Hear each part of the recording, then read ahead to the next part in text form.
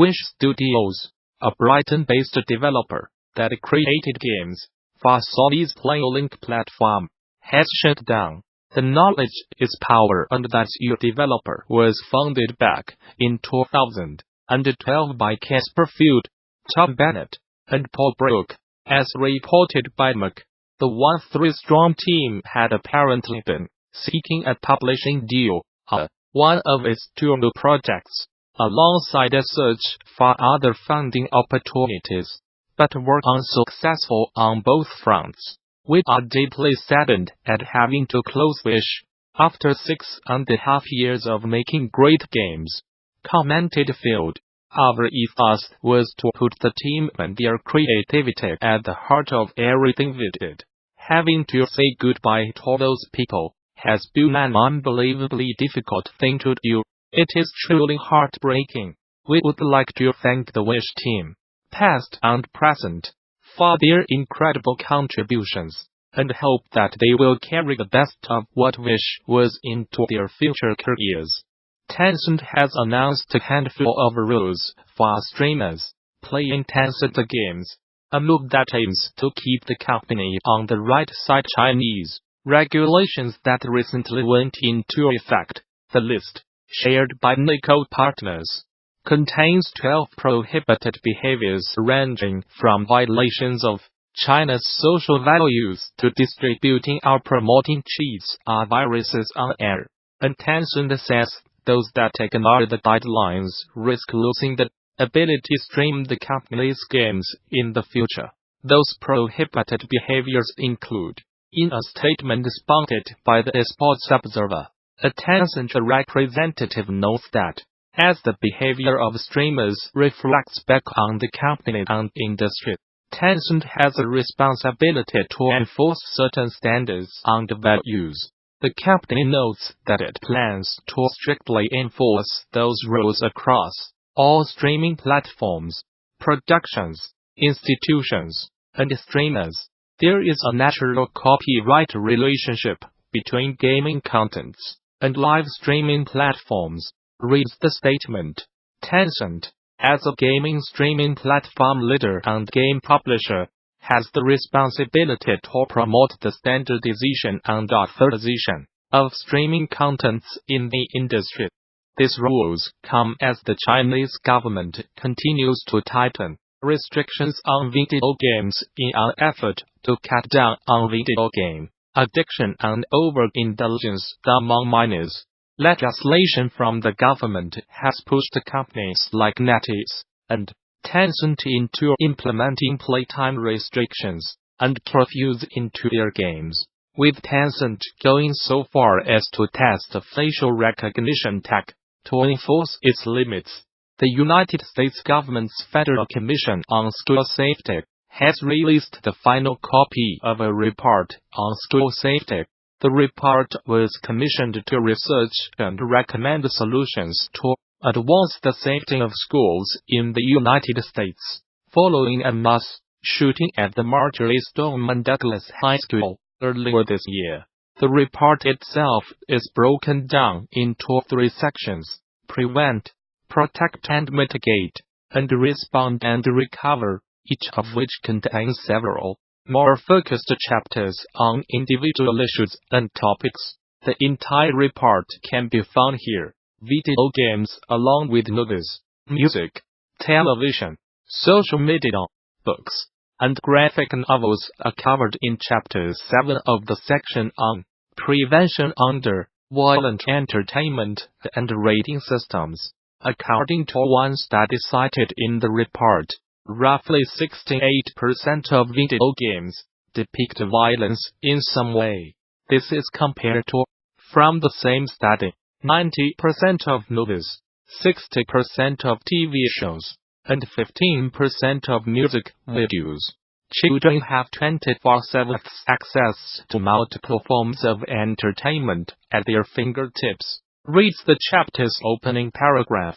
Their exposure to violent entertainment is of particular concern in television, video games, social media, music, movies, graphic novels, and books. Violent content is ubiquitous across these platforms and continues to grow. The report cites a variety of studies on both sides of the video game violence conversation and digs into the efficiency of rating systems, like the ASAP, a system that the report says has gained high levels of trust among parents. According to a 2016 analysis of the ASAP, 86% of parents are aware of the rating system, while 73% say that they check a game's ASAP rating before purchasing a game for their kids. Still, at the close of the chapter, the Federal Commission on School Safety recommends that all of the self-regulators should review and improve policies to ensure access to content is limited to age-appropriate consumers, while also recommending that educational agencies and school leadership should focus on strengthening internet safety measures at schools. Cook Your Way game trailer from Gamasutra on Vimeo. The 2019 Game Developers Conference will feature an exhibition called GDCDADICATEDTOGAMES that uses alternative control schemes and interactions. Gamasutra will be talking to the developers of each of the games that have been selected for the showcase. Cook Your Way is both a cooking game and an immigration test, turning the act of making food into a way of seeing if a migrant is worth allowing into a country. Through its volcanical look at making a traditional Brazilian dish, it looks to explore the way immigration becomes a form of meritocracy, where the migrant must fight to show their value to the country they are trying to get to. Gamasutra spoke with Enrique Lagos-Dara, developer of Cook Your Way, to talk about how the developer used the framework of cooking to talk about immigration, how the controller mimics the confusion and tension of the immigration process, and how play can hopefully help us start dialogues about challenging topics. I am Enrique Lagos-Dara, him, and I designed, programmed, created audio-visual art, built the controller, and wrote for Cook Your Way. It is mostly a solo project in terms of game making, but with the work of other folks in conversations and in creating the videos made by Gamasutra. I started making digital games around 2008, and I have always been interested in experimental and different ways to interact with them. I have been studying the connection between game design and political critical action since my master's, and have been involved in community organizing around these topics. In that time, I have also worked as game designer and game design educator. In Cook Your Way, you play as a Brazilian person, applying for an entry visa to an undisclosed country. As part of that process, you are asked to use a cooking station to prepare a feijoada completa, a traditional dish from Brazil. In order to show the authorities you can contribute to the society, the cooking is done using a standardized device that has interfaces for different actions, like adding ingredients, stirring a pot, or chopping vegetables, which must be done precisely as instructed on screen by the immigration judge's chefs.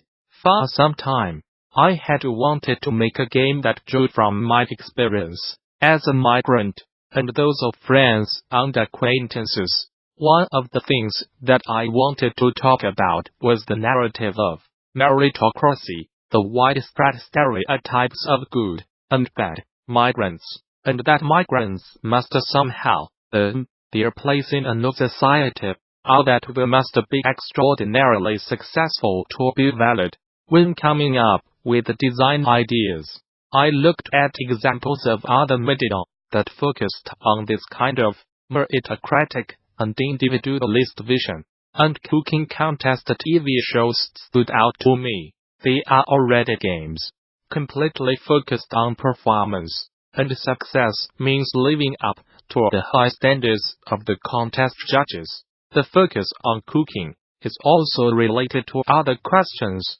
First, oftentimes multiculturalism is commodified, with cultures being reduced to what in them is viewed as productive, or valuable by the establishment. Migrant foods, for instance, become the exotic, or authentic, the variety needed to liven up the palate. Second, cooking is a complex activity, which can be private, public, unique, industrialized, valued, and also often dismissed. The ways in which we cook for ourselves and others are varied, and looking at the specifics of it points to many other issues present in a society, its relations of power, and more. So, the design idea started to develop from this juxtaposition of meritocracy, cooking, and life experience as a migrant. The development of the software parts were made with the Unity engine, and the Arduino programming suite. The visual art was made using Sprite and the Doodle Studio 95 tool.